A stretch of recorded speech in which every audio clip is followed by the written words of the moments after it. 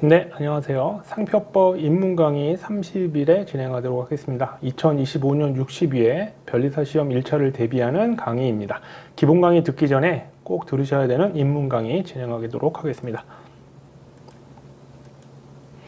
자, 우리 이제 앞에서는 등록 요건에 대한 거를 쭉 공부를 했었고요. 지금 등록 절차를 하고 있습니다.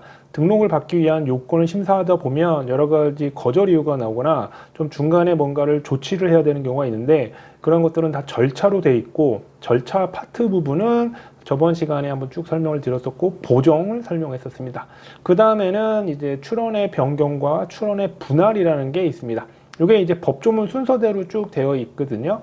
근데 절차 파트는 시험에 나오는 부분이 이렇게 많이 나오는 부분만 나오고, 출원의 변경 지금 하는 것들은 이렇게 중요하진 않고 개념상으로는 알아두셔야 됩니다. 지문에 진짜 10년, 15년 만에 한 번 나올까 말까 한 지문 하나 정도로. 그다음에 2차 시험에서는 거의 나오지는 않고요. 그래서 출원의 변경이라는 개념 자체는 지금 여기서 뭐 간단하게 봐두셔도 나중에 특허법에서도 비슷한 거를 배우게 됩니다. 특허에서는 이제 특허를 실용신안으로 또는 반대의 경우 출원을 변경하는 겁니다. 제도상으로. 그러니까 여기서도 어떤 틀을 바꾸지 않고 내용 자체는 바뀌지 않습니다. 근데 틀을 조금 바꾸는 겁니다. 네. 그래서 우리가 이제 상표라는 걸 지금 하고 있는데, 나중에 이제 좀 특이한 절차를 위해서 특이한 상표들이 있습니다. 단체 표장, 증명 표장, 이런 것들은 이제 마지막에 하게 되거든요. 기본 강의 때는 별도의 테마 특강으로 하게 됩니다. 기본적인 개념을 다 배우고 나서 이런 제도들을 배우는데, 차이 나는 것들 위주로 공부를 하시면 됩니다. 그래서 상단증 이렇게 보통 외워두시면 되는데, 상표, 단체 표장, 증명 표장, 상단증은 상호 간의 변경이 가능합니다. 보통은 단체 표장이나 증명 표장 같이 좀 독특한 상표로서 제도로 출원을 했다가 좀 이런 것들은 좀 서류가 필요한 것들이 많거든요. 그럼 좀 미비할 때 상표로 보통 많이 바꿉니다. 주로 그런 경우가 많이 있었고요. 저도 마찬가지입니다. 그 다음에 지정상품을 추가하는 출원제도가 있는데 우리나라 특유제도입니다. 그런데 이런 경우도 좀 특수한 어떤 상황에서만 해야 되는데, 이런 경우에 좀 조건이 안 되면 그냥 뭐 상표를 뭐 등록을 안 시키거나 그런 게 아니라 상표 출원으로 이렇게 변경을 할 수가 있습니다. 근데 대신 주의하셔야 될 게, 여기 화살표를 잘 보시면 우리가 나중에 화학 같은 거 하시게 되면 가역 반응, 비가역 반응 아시죠? 제가 화학공학 출신입니다. 근데 뭐 그래도 뭐 다 화학은 다 아실 거니까. 가역 반응은 왔다 갔다 할 수 있죠. 상호 간에 하는 것처럼, 상단증 하는 것처럼. 그러나 지정상품 추가 출원은 상표 출원으로만 바꿀 수 있지 반대로는 안 됩니다. 이게 출원의 변경 중에 독특한 건데, 저는 이제 요거를 이제 이런 식으로 항상 기억하라고 설명드립니다. 자, 우리가 지상으로 출발해야 되죠. 지하로 내려가면 상지 이상하죠. 항상 지상으로 뚫고 나가야 된다. 그래서 지상으로만 뚫고 나가야 된다. 지상으로만 뚫고 나가야 된다. 이렇게 할 수가 있습니다. 그래서 지정상품 추가 출원은 나중에 배우는 제도이기 때문에 지금은 이제 이렇게 지상으로만 바꿀 수 있다. 이런 식으로만 기억을 해두시면 됩니다. 상단증, 그다음에 지정상품 추가 출원, 상표 출원. 그 외에 또 여러 가지 제도상 출원의 변경이 안 되는 것들도 있겠죠. 또 그런 것들은 나중에 특수한 제도상의 상표 제도가 있기 때문에 그런 것들은 나중에 테마 특강으로 배우시게 자세한 건 배울 거고, 출원의 변경에서 여기서 되지 않는 것들도 따로 기본 강의 때 알려드리도록 하겠습니다. 여기서는 상단증은 상호 간의 변경이 가능하고, 그 다음에 지정상품 추가 출원은 상표 출원으로 지상으로만 나가자, 이렇게 기억해 두시면 됩니다. 그래서 출원의 변경은 어떻게 되냐면, 보통 이제 단체 표장을 출원을 했죠.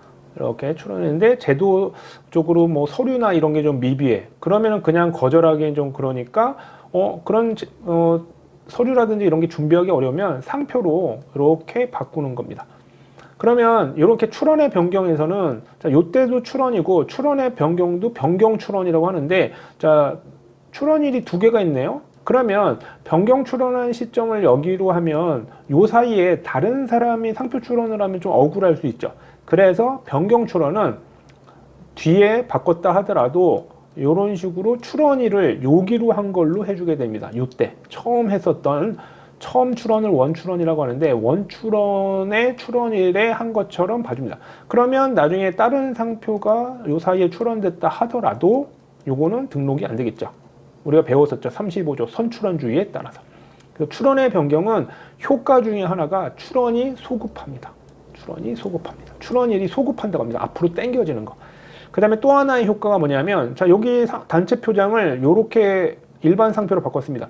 그러면 지금 상표는 똑같고 상품도 똑같아요. 이게 테두리만 바꾸는 거거든요. 틀만. 그러면 내용은 똑같은데 이게 만약에 이거를 그냥 놔두면, 자, 이거 그냥 진행되는 거 아닌데 요것도 그냥 남게 돼요.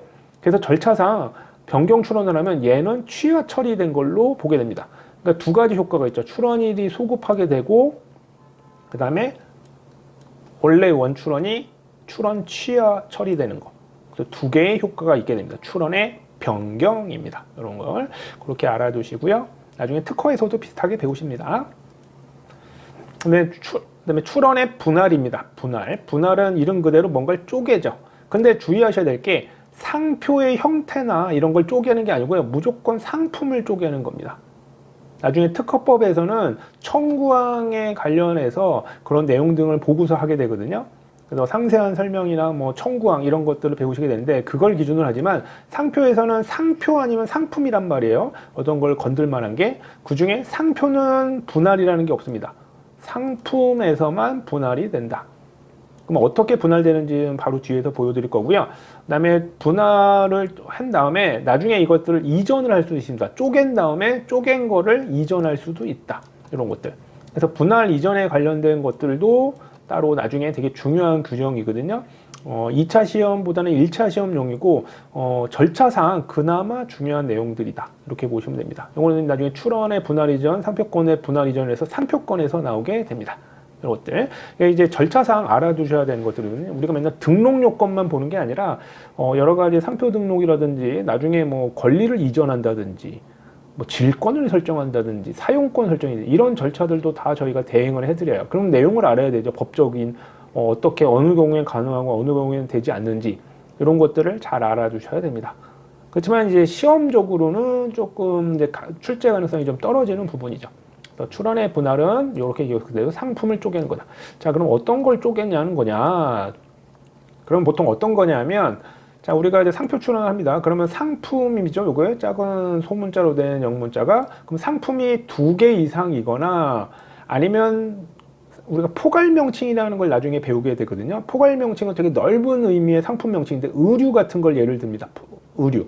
그럼 의류 안에는 뭐 겉옷, 속옷도 있는데 겉옷, 속옷도 되게 넓은 의미의 명칭이에요. 그럼 겉옷도 쪼갤 수가 있어요. 티셔츠, 바지 뭐 이런 걸로. 그러면 이게 상품이 하나여도 쪼갤 수 있지만 일반적으로 상품이 2개 이상인 경우라고 법조문에는 돼 있습니다. 하지만 실질적으로는 포괄 명칭이라는 걸 배우시게 되면 포괄 명칭도 가능하다. 심사 기준에도 다 나오고요. 하지만 법조문에는 2개 이상입니다. 오케이. 그러면 어떻게 돼요? 자, 만약에 이걸 출원했는데 뭐 을이라는 다른 상표가 이미 있어요.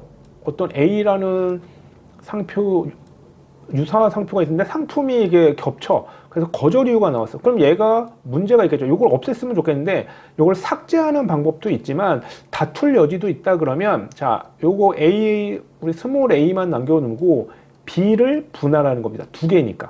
그럼 요게 분할 출원이 되는 겁니다. 분할 출원. 그러니까 뭘 쪼갠다고 했죠? 상품을 쪼갤 수 있습니다. 상표 자체를 뭐 형태를 바꾼다고 그럴 수는 없거든요. 그럼 이렇게 쪼개면 이것도 어떤 효과가 있을까요?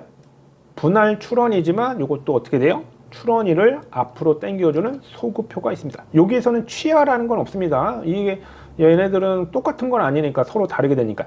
그러니까 요거를 다투기 위해서 남겨두고 요거는 빨리 등록을 시키게 하거나 그럴 여지가 있을 때 반대의 경우도 있습니다. 이거를 놔두면 이제 등록이 될 확률이 높고 요 부분이 다툴 여지가 있다 그러면 요거를 분할 출원을 해서 조금 기다리게 한 다음에 다투는 거죠. 요게 출원의 분할인데 효과가 출원일의 소급이 있습니다. 자, 이렇게 알아두시면 됩니다. 상품을 쪼개는 거다. 자, 우리 절차 변경과 분할을 봤었고요. 30일에 이렇게 마감을 하고 32회 때 또 나머지 또 출원 중의 절차에 대해서 설명드리도록 하겠습니다.